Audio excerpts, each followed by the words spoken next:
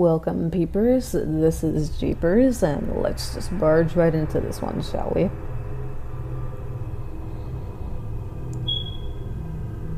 Be careful when leaving food out for feral cats. I love cats. I love them so much. I want to adopt as many as possible and have them all on my bed so I can watch the little cuties nap all day. The issue is I'm allergic to them. I've lived with a roommate who had a cat, and I loved it very much. Waking up with my eyes swollen shut because I forgot to take my meds the night before, not so much.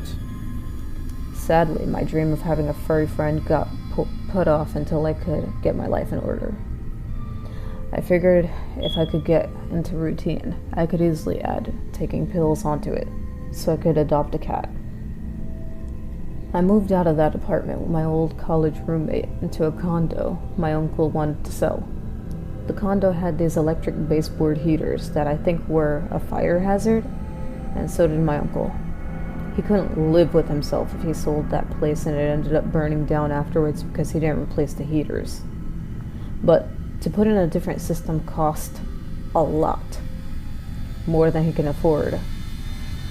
In the end, he ended up settling on selling the place after he moved into the condo and it got all spruced up. That may take him a year or so to finally get around doing, though. The people in my family all had a bad habit of putting things off. In the meantime, however, he let me rent the place out. I only wanted to stay there for a short period of time. My plan was to find a job in my field and move out if needed. But then the pandemic hit, and most employers figured out they could just have people work from home. The months passed by and I had a job, but I didn't have any plans or reason to move. My uncle never bothered me to leave either, and I wanted to see how long it would take him to finally get ready for the home renews in the condo. Since living here, I've noticed a few feral cats outside. My heart broke to see them out there. Cold, wet, dirty, alone. I've heard some people go on about how it's good for cats to live outside, but the native bird population might have something else to say about that. Seeing these cats outside with rounded up ears from frostbite and God knows what diseases frustrated me enough to want to snap at anyone trying to bring up the outside argument. But that's not what this is about. It's about the mistake I made. I started putting food outside for the cats with the plan of buying a trap to get them fixed. If they were too feral, they needed to be placed back outside. But if possible, I wanted them to find some nice and warm home. I needed them to get into a trusting mood before I actually got to setting the traps and risk scaring them all away. Now, I understand it's not just the cats that eat the food. They might be lucky to get some early in the night. Other animals like raccoons, possums, and skunks ate what they wanted. My condo had a very small backyard, made up of mostly cement squares from the previous owners. The wooden fence was very much in need of repairs, and the gate was crooked. One board of the fence fell off, and that's how the animals started getting in through the back door. I didn't mind. I loved seeing them all when I couldn't sleep at night. I even named some of the skunks. You really shouldn't feed wild animals for so many reasons. I kept telling myself that I would stop the moment I caught all the cats and took care of them. I only caught one who came by in the daytime and dropped him off to a shelter. No one came for him. And then he got adopted out soon afterwards, after he recovered from being outside. That's what kept me going. I hated the thought of any cat going hungry just because I stopped putting food outside. In the middle of the night, I heard noises coming from outside. My bedroom window overlooks the small backyard and the small patch of trees beyond it. I figured it was just the skunks from it being around 3 a.m. I needed to use the washroom, and I felt very much awake. Normally, I would go get a snack and look to see what cute little nighttime guests came by, and then head back to bed. I didn't turn on the kitchen light. I kept the bathroom one on upstairs, and due to how the layout worked, the light reached downstairs, letting me see enough to move around. Peanut butter toast sounded like a good late-night snack. I placed the bread in the toaster and then walked over to the sliding glass door to see what showed up at night. I didn't see anything at first. The first floor windows opened a little so I could hear that rustling sound again. Was it something behind the fences? I sometimes heard a raccoon climbing up before I saw them, or maybe they heard me inside and started to climb away. I held still, trying to make no noise, in hopes that the creature would be brave enough to show itself. A different sound replaced the rustling. Something like a long, high-pitched inhale. I nearly let out a scream when the source of the sound came. A face slowly started to peer over the back fence.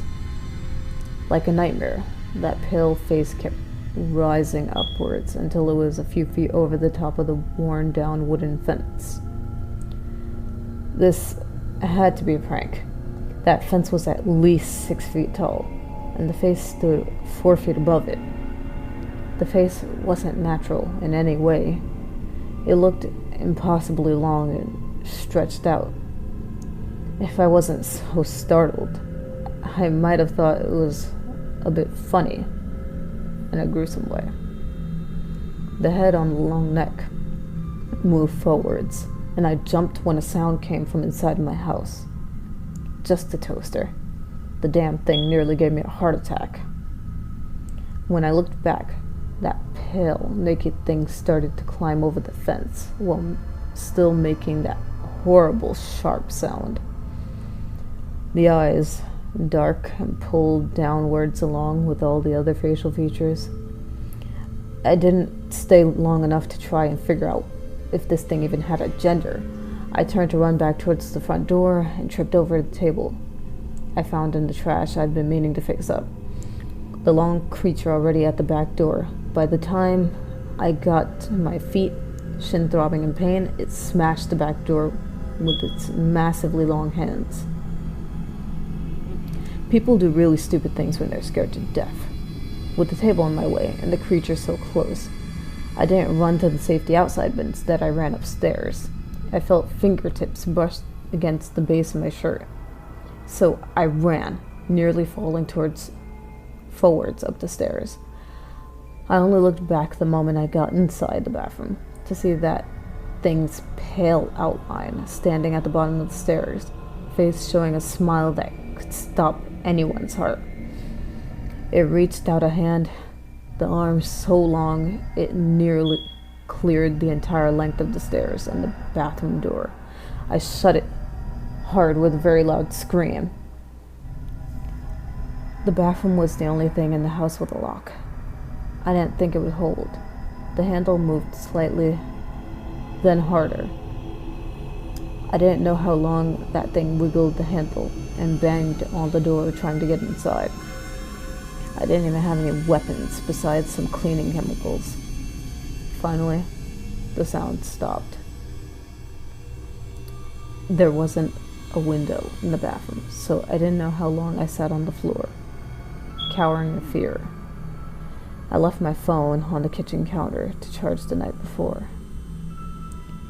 Time passed slowly, making me dread every second of it. I didn't hear any sounds for a while, and started to see some light coming from under the door frame. When I had enough courage, I unlocked the door, peeking outside.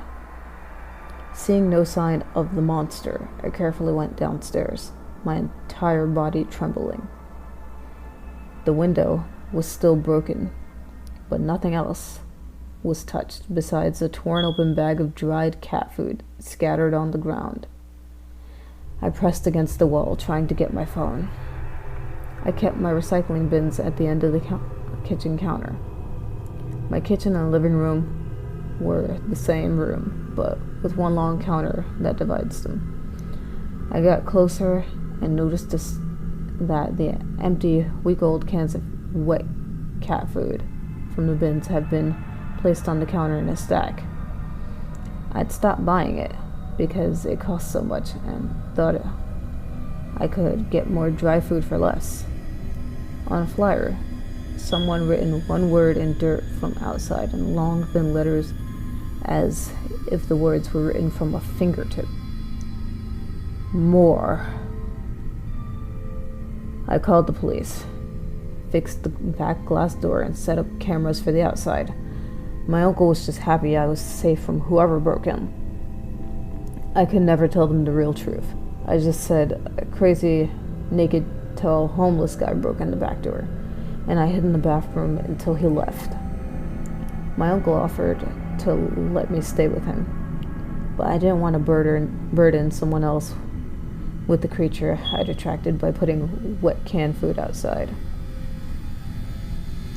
I've stayed and put aside money for more wet food. I haven't seen anything besides the regular animals in the cameras, and I don't dare stop putting the good stuff outside and risk that tall monster breaking in again. At least now I'm more focused on getting the feral cats caught and fixed and shots up to date. It's the least I can do for them. I have terrible nightmares of that night. I fear that creature may come up again when I'm sleeping. So I've started going to bed during the day. My life has changed in a lot of ways that really aren't good for me. Please do me a favor, and if you're going to feed feral cats, know what you're doing ahead of time. Don't make the same mistake I did. You really never know what's going to come by and eat the food you're leaving out. That is all, creepers. If you enjoyed that spooky tale, please flay the like button for me, will ya?